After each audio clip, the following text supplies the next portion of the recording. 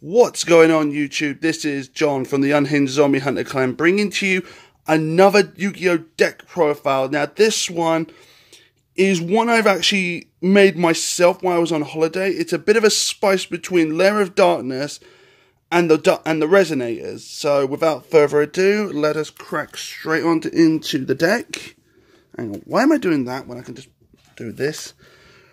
Right, so starting off with the monsters with the Lair of Darkness, I am running 2 copies of Darkest Diablos, Lord of the Lair. This card will seriously help you out in a way. This card cannot be kaiju'd, and it cannot be tribute summoned, so it's a good way to keep it on the field. Next after that, I am running triple Lilith, Lady of Lament. Again, this is another one of my best monsters, because if this card is normal summoned, yes, its attack points become 1000, so that's not a problem. But if it's special summoned any other way, its attack points are 2000 and its defense points are 0.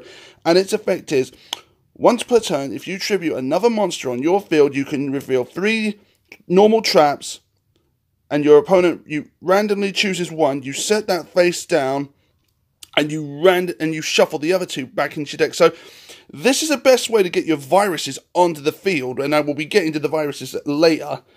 So yeah, she's the best way to get your normal traps to the field. Then after Lilith, I am running triple of Aram the Wicked. Hang on, if I do this, Aram the Wicked Warden. Yes, Aram's another way to get Darkest Diablos on the field, and he's actually a good way to spice the deck up a little bit. If this card is in your hand, tribute this card off. You get to add 1 Lair of Darkness to your hand. If it's on the field with any other monster on the field that's a dark type, you tribute this card. You tribute that card. You get to draw 1 card from your deck, or you can add 1 monster with 2000 or more defense. So in a way that helps Darkest Diablos get to your hand, because his defense points are 2000. So best way to search. That's it for the Lair of Darkness. Now moving on to the Resonators, I am running 2 Dark Resonators. Dark Resonator can prevent itself from being destroyed once per turn, so it's a good way to help. Plus, it helps with level 3 with a level 8 Synchro Summon. So I will get to that later. Then after that, I am running 1 Flare Resonator. This card, if it is used to Synchro Summon, your Synchro monster gains 300 attack and 300 attack points, not defense points, but another way to go into your boss monsters, and it's another level 3, so it will help. Then after that, I am running 2 copies of the level 1 Synchron Resonator. He's another way to go into high level plays, because he's a level 1, and he helps your deck in a different manner. Because also, if he's in the graveyard, you can send 1 Resonator from your deck to your graveyard to your hand, and you can literally play most of your plays all over again. And for the last of the Resonators, I am running 3 of Red Resonator. Now again, Red Resonator helps because it's level 2, but the way Red Resonator works is, and I'm going to say this, if Red Resonator is summoned, normal summon to the field, you're allowed to summon another level 3 or lower monster from your hand to the field, ignoring the summoning conditions. So in a way, he could help get Lilith onto the field, and then you've got a 2000 beat stick on the field. So, Aram, and then you've got 1700 attack points. In a way, Red Resonator helps this deck in more ways than you would like to believe. And then, for the last of the monster lineup, I am running 3 copies of Red Warg. Again, if this card's effect is, if you control a red monster, you can half this monster's attack points, and you can summon it with ignoring its summoning conditions. So again, if you control a Red Resonator, you can summon Red Warg to the field, and you can ignore the summoning conditions. That is it for the monster lineup. Now for the spell lineup. So the spell cards, oh god, sorry about the camera folks, it's been a while since I did a video. For the spells, I am running not 1, not 2, but 3 copies of Lair of Darkness. Now, this card will seriously screw your opponent over, because this card not only turns your monsters dark, but it turns your opponent's monsters to dark. So you can use this to tribute off if you're using a virus card, or if you're going to use Aram's ability or Lilith's. So in a way, this card will help this deck a lot more than you ring. That's why I'm running it at 3, because it helps the deck. Then after that, for the next part of the draw engine, because of Aram's ability for Lair of Darkness, for the draw engine, I am running 3 copies of Allure of Darkness. Now, you all know how Allure of Darkness works, so I'm not really going to explain it, but I'll give you, to some of you, to the beginners, any of you who are just starting Yu-Gi-Oh! Need to know, Allure of Darkness lets you draw 2 cards, but then you must banish 1 monster from your, 1 dark monster from your hand. So, yeah, there's a bit of a drawback to it, but it doesn't matter. Then after that, for the next part, I am running 2 copies of Recurring Nightmare. The way this helps, oh my god, you could pull off some serious busted... You could pull off some serious busted plays with this move. If you've got a Synchro Dark monster in your graveyard, or a Link monster, you then return them to your extra deck, or your Dark monsters to your hands. So yeah. Then I'm running 1 copy of Fires of Doomsday. Now, the way this helps, it helps with my Link summoning in this deck, which I will get to later, but it helps with the fire tokens, so I am only running like 1 copy of this card, so yeah.